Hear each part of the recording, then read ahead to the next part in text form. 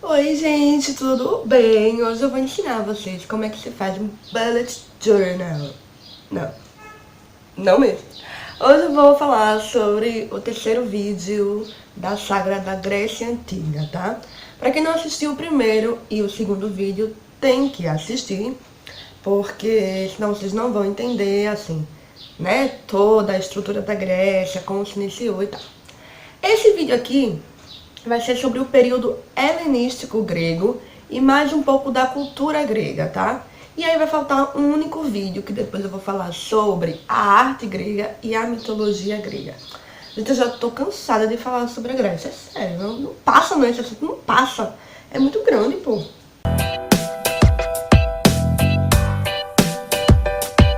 Período helenístico. O período helenístico da Grécia, ele vai retratar o quê? A invasão macedônica com o Filipe II, e depois vai falar da era de Alexandre o Grande, né, que conquistou várias regiões. Mas para a gente entrar nesse tema, vamos voltar um pouquinho lá em Esparta e Atenas, bem rápido. Esparta e Atenas entraram em muitos conflitos no período clássico, né, guerras médicas, guerra do Peloponeso, e isso fez com que enfraquecesse a Grécia, né, devastasse a Grécia, porque foram anos e anos de guerra. Sendo assim, os macedônicos invadiram a Grécia, tomaram esse domínio. Os macedônicos, eles eram considerados pelos gregos povos bárbaros, que eram povos que não eram gregos. Era como se fossem aqueles povos que realmente viviam para saquear, eram povos diferenciados, assim, sabe? Eram povos qualquer. Esses povos qualquer, né, invadiram a Grécia. Tudo começa com Filipe II, né? Nessa época, Filipe II ele é o rei da Macedônia e ele invade a Grécia. Só que aí, com seu assassinato, o filho dele, Alexandre Magno, que vai ficar conhecido como Alexandre o Grande, vai assumir o reinado da Macedônia. E aí Alexandre vai continuar, né, a saga do seu pai, fazer o que seu pai não conseguiu concluir. Só que Alexandre, ele foi considerado o Grande, não foi à toa, porque ele estendeu seu domínio por muitas regiões. Pelo Egito, pela Síria, pela Mesopotâmia, pela Pérsia e pela Índia.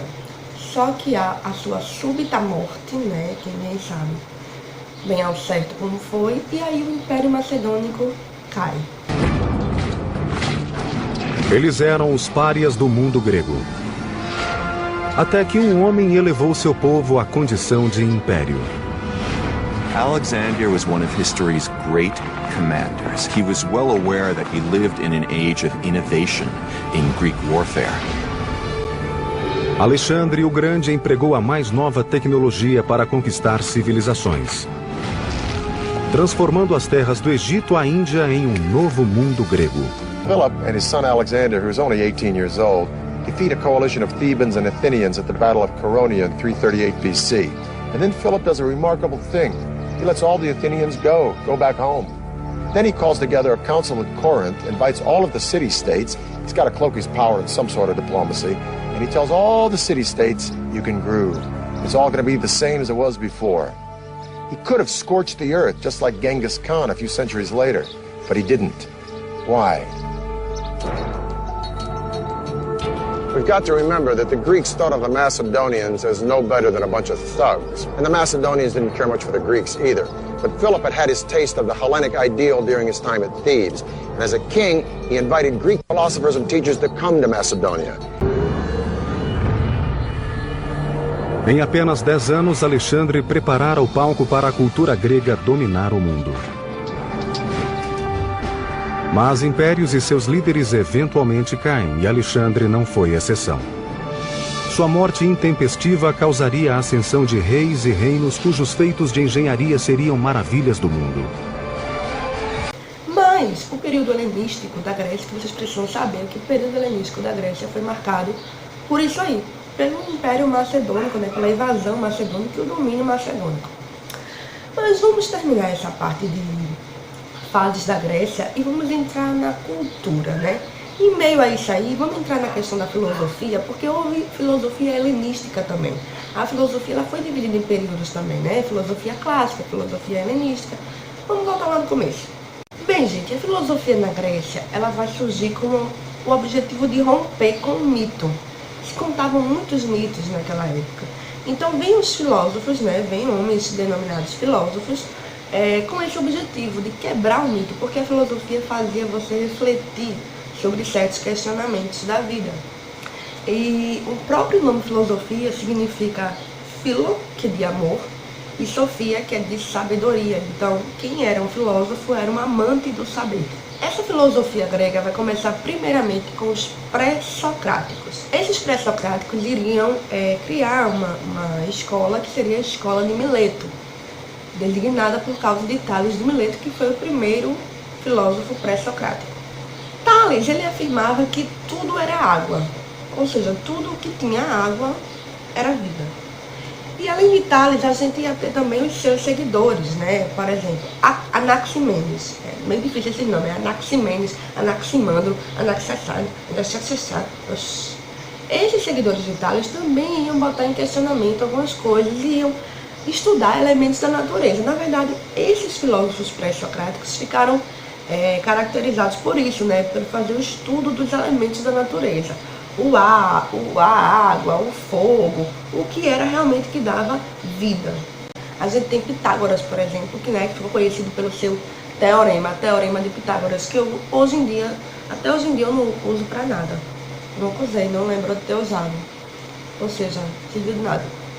Não, mas tem gente que usa, né? Eu acho que tem gente que usa em determinados cargos aí, enfim. Eu não uso, porque eu sou de humanas, não sei nem contar. Heráclito, que também faz parte dos filósofos pré-socráticos, ele vem com uma teoria a mais aí, né? Ele vem dizer que tudo é mobilismo, ou seja, tudo muda, nada continua a mesma coisa, né? Acho que eu concordo um pouco com Heráclito. Ele tinha uma frase que dizia assim: ninguém pode se banhar no mesmo rio. Ai, Carol, eu já me banhei várias vezes no mesmo rio. Já me banhei várias vezes no mesmo mar. No mesmo? Será que era o mesmo realmente? Será que era o mesmo?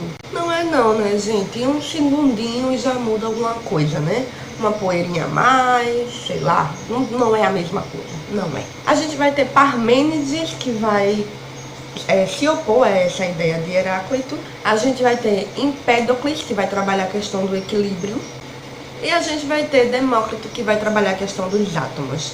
Aí a gente tem o fim dos filósofos pré-socráticos e vai entrar nos filósofos socráticos, né? Aqueles que ficaram ainda mais conhecidos por questionar o ser humano, a existência do ser humano. De onde vim? Para onde vou? Para onde vou? E a gente tem aí esse nome, né, filósofos socráticos, porque a gente começa com sim, ele mesmo, Sócrates. Adorava as ideias de Sócrates, sabe por quê? Porque Sócrates era um cara humilde, era um cara bem de boas. Ele valorizava o saber, mas o saber para Sócrates não era esse saber de quem sabe mais, quem tem mais conhecimento. Na verdade, o saber para Sócrates era ser humilde e reconhecer que você nada sabe. E Sócrates, ele ainda ia além, ele dizia que uma vida que não era... Tem um cabelo voando aí. Ele dizia que uma vida que não era refletida era uma vida que não valia a pena ser vivida. Quer dizer, ele era totalmente contra as pessoas que são assim, ó, que não refletem, que não discutem as questões da vida. Tem um cabelo voando aqui, né? Meu Deus. Aquela pessoa que não quer questionar, não quer ampliar a visão, sabe? Sócrates não gostava disso, ele era contra essas ideias. E a gente vai ter conhecimento do que Sócrates viveu ou pensava através do seu discípulo Platão, que também ficou muito conhecido.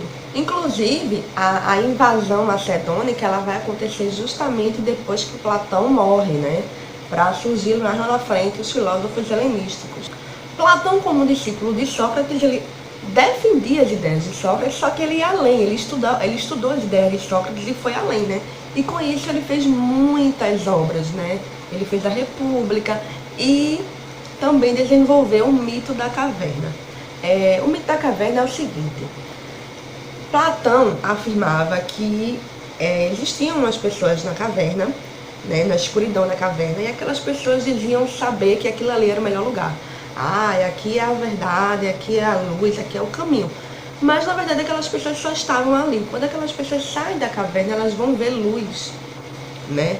E o que é que Platão queria dizer com isso? Que muitas vezes a gente acha que tá no caminho certo, que aquilo ali é a verdade, que aquilo ali é real, mas a gente não chegou a conhecer o novo, né? Então a gente tem que estar aberto ao novo. Platão também analisou muito essa questão política, né? De como se chegar a um sistema ideal de política, enfim. Só que em meio a isso a gente vai ter também Aristóteles, né? Que foi um discípulo, também foi um filósofo socrático, e ele vai contrapor Platão, ele vai dizer que na verdade Platão não explicava nada, não concluía nada, deixava tudo muito vago, tudo muito mais confuso. É tanto que Aristóteles ele vai ficar conhecido como um filósofo da lógica, né? Porque ele usava muita frase assim: todo homem é mortal. Se Sócrates é mortal, todo homem é mortal. Se Sócrates é homem, logo ele é mortal. Eu nunca fui boa em raciocínio lógico. Eu odeio Aristóteles. Pra que ele inventou essa bosta?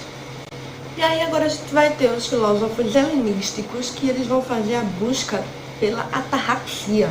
Eu acho que se pronuncia assim, ataraxia. Que significa o bem-estar do ser humano, né? O equilíbrio do ser humano. Isso porque, né, os filósofos helenísticos estavam vivendo um período meio conturbado, né? Que a Grécia estava sofrendo invasões, então eles precisavam trabalhar isso aí, o bem-estar. Meio da questão budista mesmo, assim, de alcançar paz interior. E aí a gente vai ter várias correntes com vários filósofos que deram origem a isso. Primeiro a gente tem o cinismo, que vem com Diógenes, que dizia que para alcançar o bem-estar, né, o equilíbrio, a paz de espírito, a gente teria que excluir os bens materiais. Como assim? Que não se alcançava a paz de espírito através dos bens materiais, mas sim do nosso interior. Independente do que você tem ou do que você não tem, você tem que alcançar a paz de espírito. E aí a gente vai ter outra corrente, que é o ceticismo, que vem com Pirro, né? O ceticismo, gente, é uma coisa a se debater, porque vê só, nos meus estudos, eu vi que Pirro, ele defendia a ideia de que a gente teria que abraçar todas as opiniões. Como assim? Não defender um ponto de vista. Porque se você defende um ponto de vista e vai se opor a outro ponto de vista, isso vai gerar conflitos. Isso não vai trazer paz interior. Ele afirmava mais ou menos isso. Só que se a gente for ver a origem da palavra ceticismo, né, que vem justamente da filosofia grega, vai dizer que, na verdade, cético é aquele que se abstém de tudo, de qualquer opinião, que não acredita em nada. Mas, na verdade, pelos meus estudos, Pirro não afirmava isso. Se alguém tiver alguma coisa aí sobre isso, que me fale, viu? Porque, na verdade, Pirro, ele afirmava que você tinha que abraçar todas as ideias e não desacreditar.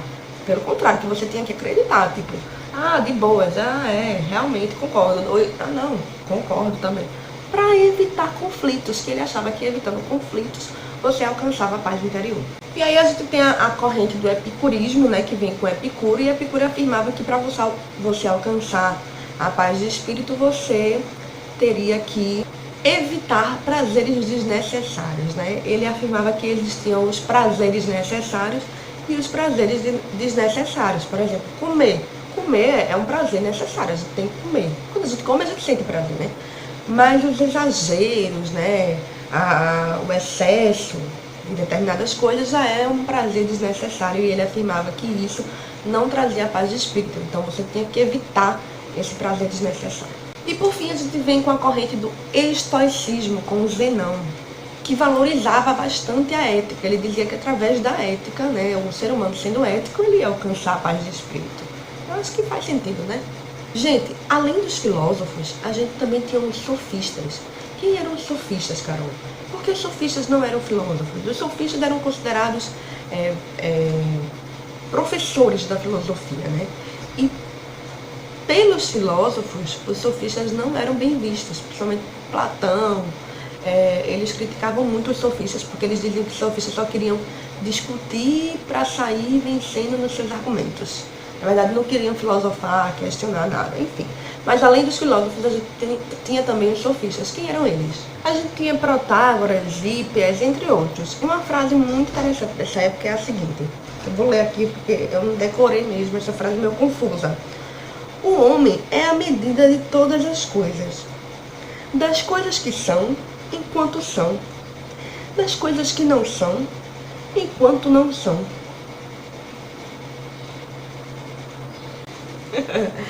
Bem, brincadeiras à parte, a filosofia grega é isso aí.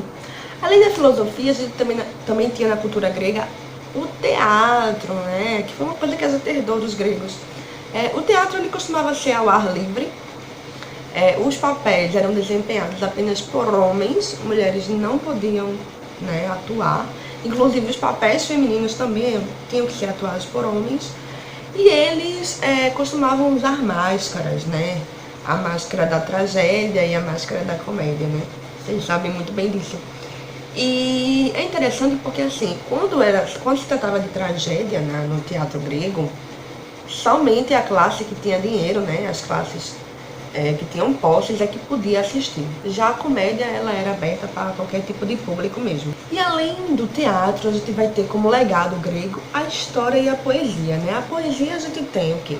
Homero e Hesíodo, né, que eu já falei sobre um pouco de Homero e suas obras em outro vídeo. E a gente vai ter o desenvolvimento da história como ciência, porque o que se tinha nessa época eram mitos. Então vai surgir a história como ciência, né? Então a gente tem esse legado aí. Então, para esse vídeo, inclusive, o pai da ciência vai ser Heródoto. Bem, para esse vídeo é isso, gente. Se você curtiu, curte. Se não é inscrito, se inscreve. E rumo ao último vídeo, né? Porque eu já não aguento mais falar de Grécia. Poxa vida.